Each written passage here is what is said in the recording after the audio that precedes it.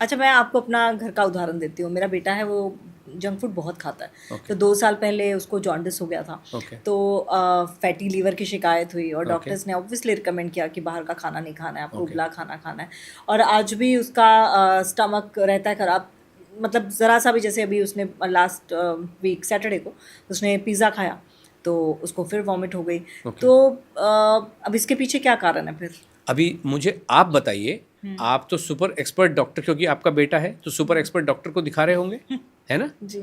वो ठीक कर पाया? नहीं कर पाया। अभी तक आप परेशानी में हो।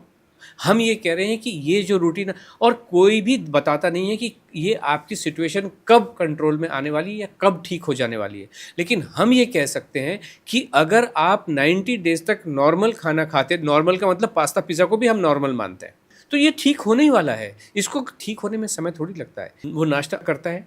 नाश्ता हाँ, आज क्या किया? स्कूल जाता है इसलिए सिर्फ चाय और biscuit. Exactly that's what I am saying.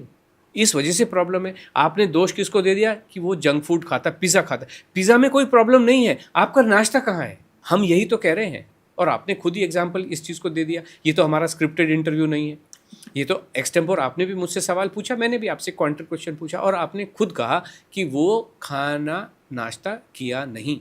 और मैं हमेशा ये कहता हूँ तमन्ना जी, आप क्या कर रहे हो वो तो इम्पॉर्टेंट है, जितना है उतना है। आप क्या नहीं कर रहे हो वो ज़्यादा इम्पॉर्टेंट है। आपने क्या नहीं किया? आपने नाश्ता नहीं किया, इस वजह से जीवन में परेशानियां हैं। अब मैं अगला सवाल पूछूं तो आपका जो क्लेम है वो फिर शायद धराशायी हो जाए। आज उन्होंने फ्रूट क्या खाया, कितने बजे खाया और कितना खाया, ये एक और सवाल मुझे बता दीजिए। फ्रूट नहीं खाया। नहीं खाया तो फिर अभी आप बताइए, आपके जीवन में अच्छी चीज़ों का समावेश है नहीं, तो अब आपने दोष। और पास्ता में कोई प्रॉब्लम नहीं है, किसी पास्ता पिज़्ज़ा किसी भी चीज़ में कोई प्रॉब्लम नहीं है। लेकिन लाइफ जो स्टाइल होती है और जो लाइफ होती है वो सिर्फ एक, कहीं पे आपने एक आइसोलेशन में कोई चीज़ को देख लिया, मैदे को देख लिया, सफ़ेद ब्रेड को देख लिया, पाम ऑयल को देख लिया, ये सब चीज़ें गलत हैं।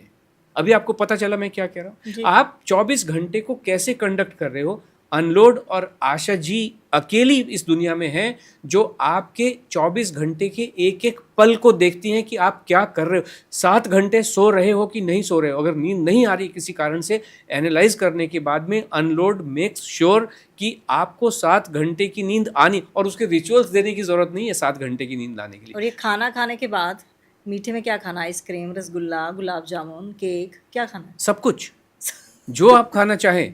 हिमाचल से ही एक लेडी जुड़ी थी, आई थिंक खुशबू शर्मा या क्या शर्मा, उनकी एक सिस्टर यहाँ पे भी हैं, एडवोकेट हैं, नोएडा में या गुरुग्राम में है।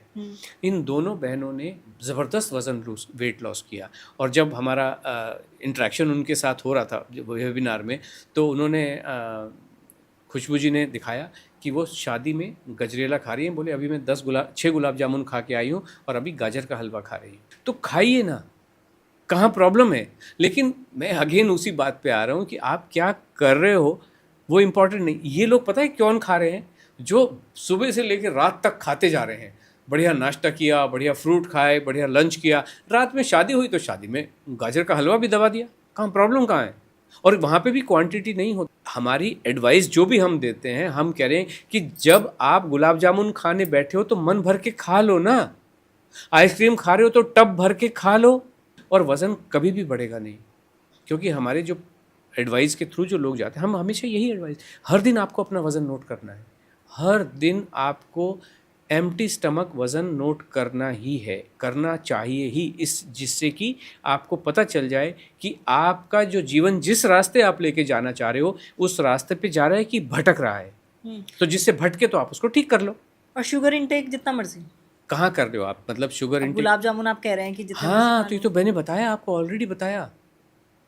जिस टाइम पे आप ये अब सुबह सुबह मान लो आपने भर भर के केक और पेस्ट्री खाई ब्रेकफास्ट में, और लंच में आपने भर के फिर लड्डू खाए और बूंदी खाई, और तो एक अलग बात हो जाती है। किसी भी चीज़ की जो अति है वो तो पॉइजन होती ही है ना।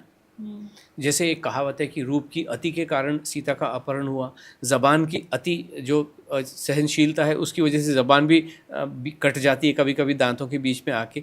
तो अति तो किसी भी चीज़ की, अमृत की भी अति खराब है और विष की भी अति खराब है। ये तो ऐसी ही बात है ना।